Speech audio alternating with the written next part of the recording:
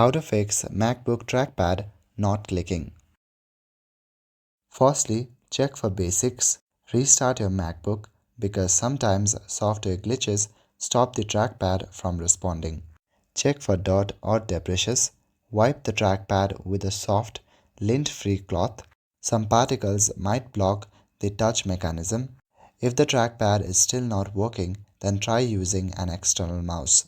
In terms of software, firstly, look for any updates that may be available for the Mac OS. And on the hardware checks, on MacBooks, a swollen battery can push up against the trackpad, which makes clicks fail. If your trackpad feels stiff or raised, stop using it and get the battery inspected. Restart by holding Shift. If the trackpad works here, third-party software might be causing conflicts. If this is the issue, then you will need to reinstall Mac OS.